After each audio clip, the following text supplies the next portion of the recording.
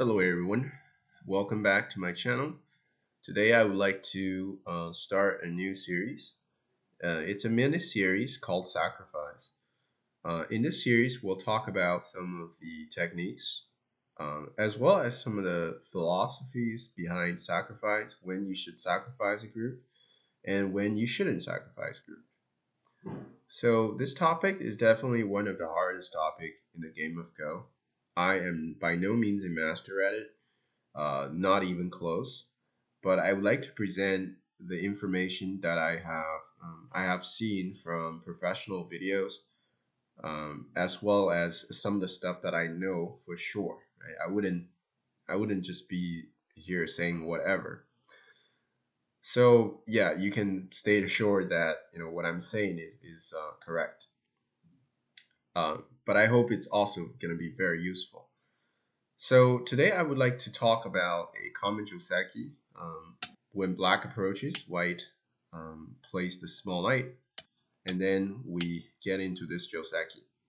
Now, most of the time we see white connecting, but white can also push down sometimes. Um, in the early game, this is not the best move, but it's a Joseki. White turns here, black Ataris, white connect, white extends, and then the correct move for black to fix the corner is to play Q2. White obviously needs to add another move to capture the stone at R6 by Ataring at R7. So that would be the end of the Joseki. But it is the start of our conversation, right? This is the end of the Joseki, but it's a start for us.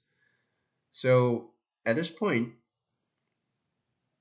most players that I know, right, or most of my viewers, I believe, would leave it here, right? They'd be like, okay, that's the end of Joseki.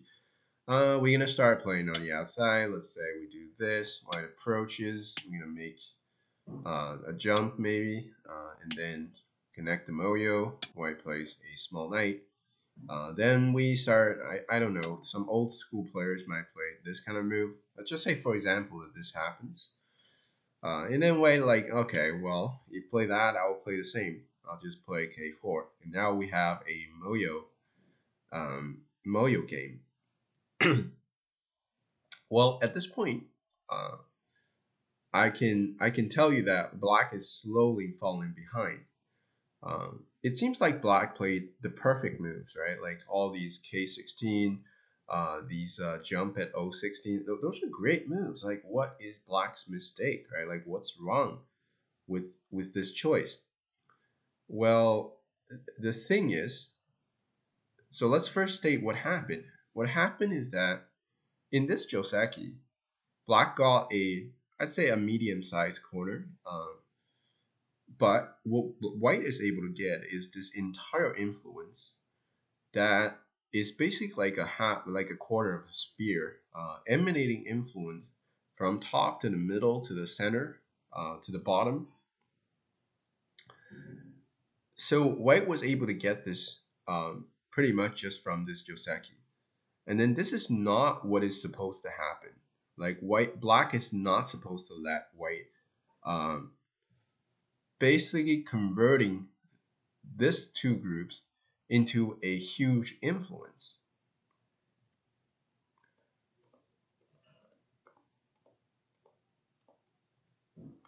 So today, as the first video for sacrifice, I'm actually going to present you why you should not sacrifice something, right? So for most viewers, if you're watching this video, you can think about it yourself. Like in an actual game, how willing are you to drag these two stones out? Probably not very likely. Like you don't want to do that. Right? You're like, it looks so difficult, right? When I connect here, this is a group, or these are three stones that have three liberties.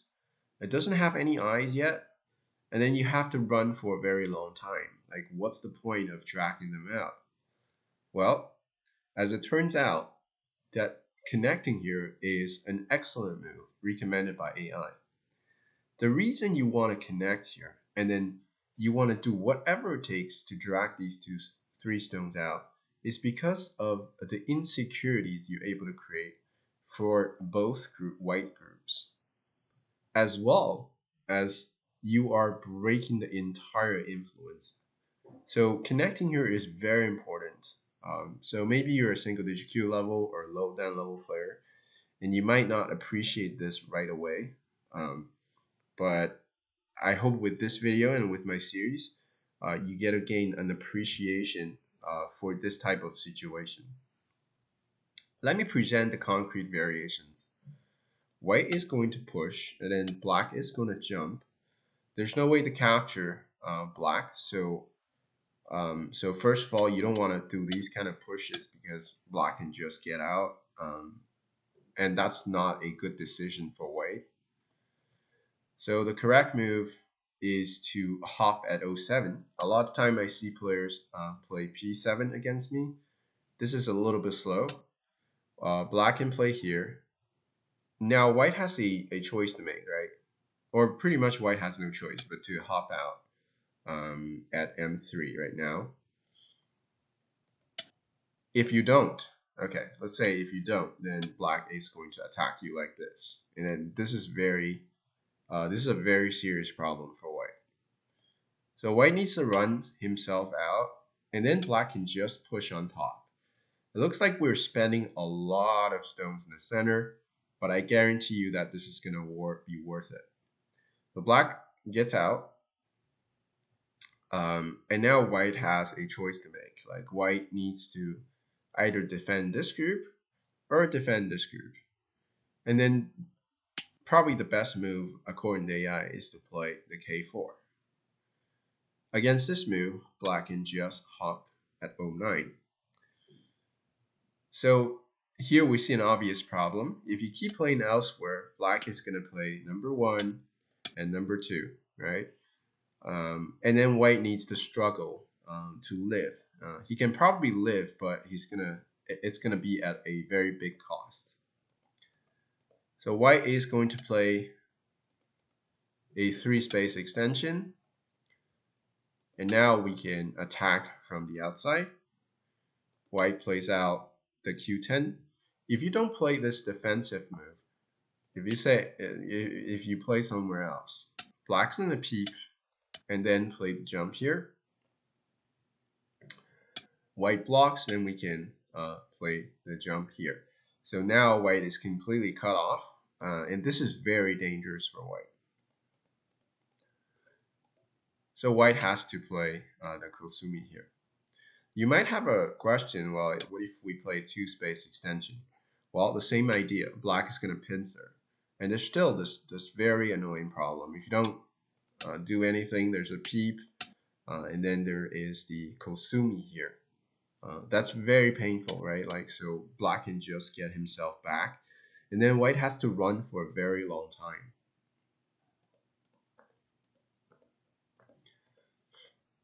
So white needs to play a little bit further and then secure himself with a Q10 move. And now black will follow up with the K6 move, now completely suppressing white's moyo. And now we can see the previously isolated group, we regained influence towards the center. So now we are the one in control of the center, and white's territory is limited. So we spend a lot of move in the center, you're right about that, but what we're able to get is to convert white's influence into our influence. So that's insane, right? When you think about it, influence is kind of like savings in the game of Go. Like I keep saying that for a very long time.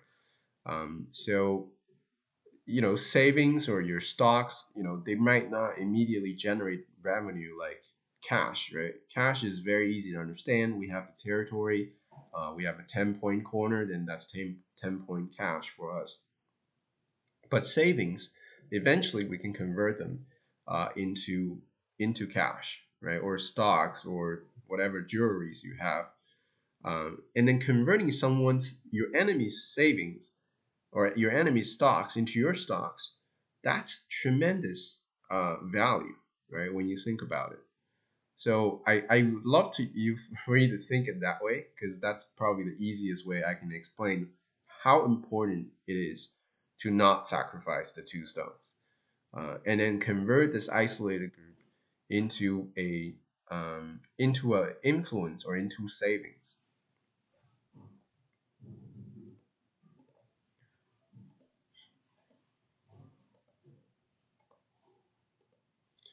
All right, so um, a better variation here for white, if you want to know exactly what's happening, is to play the jump here. That's slightly faster, and then extend.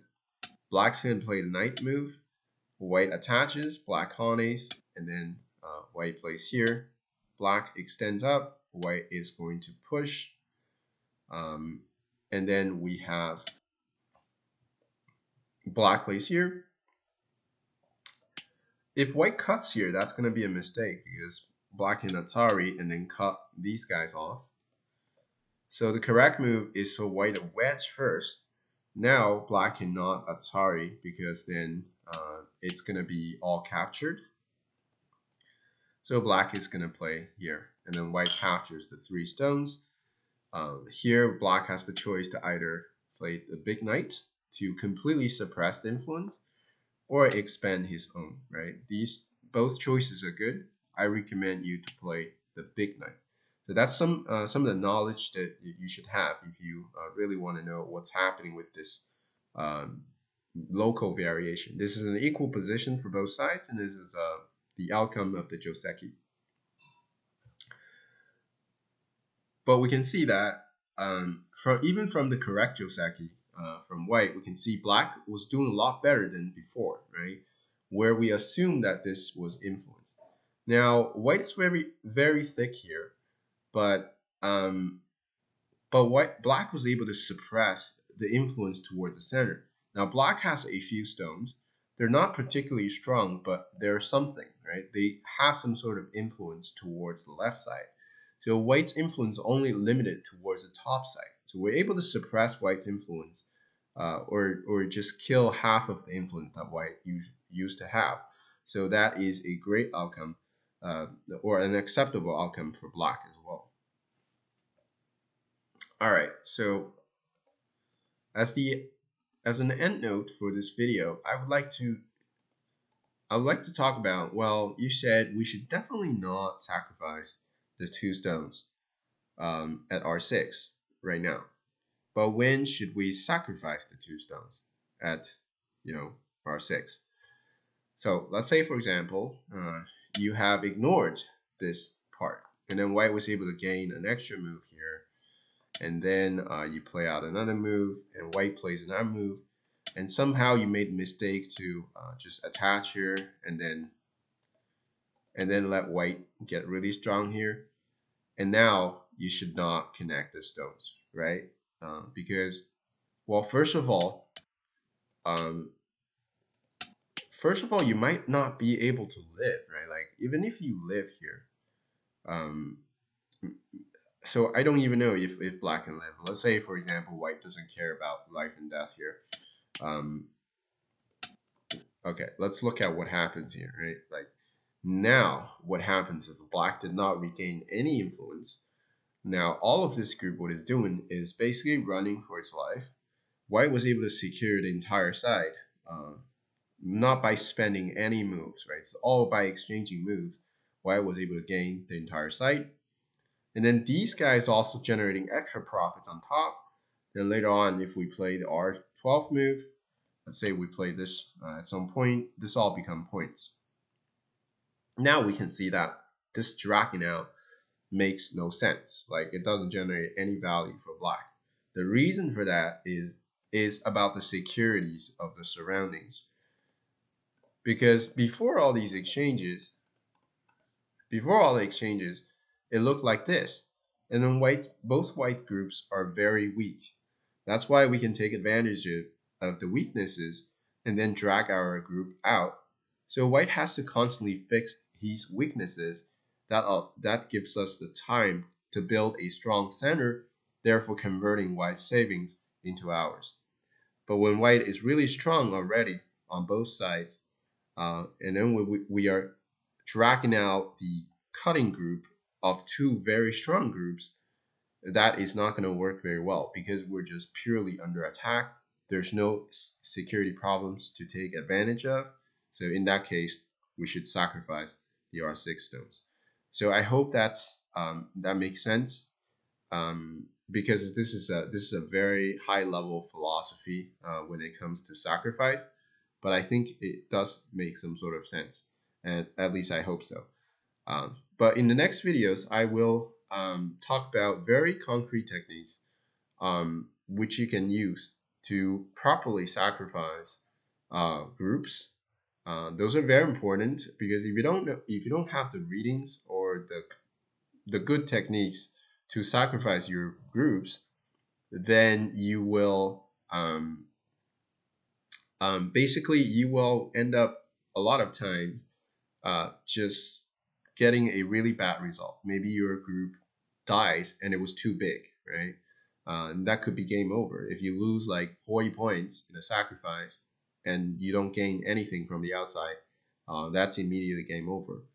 Or sometimes you try to sacrifice, but your opponent resists that sacrifice, and you end up sacrificing way more than you wanted to. That's also a very common problem that I see with people trying to sacrifice. So we'll address those problems in a very mini series. And Yeah, so I hope you guys enjoy the introductory video to the sacrifice, and I will see you guys next time.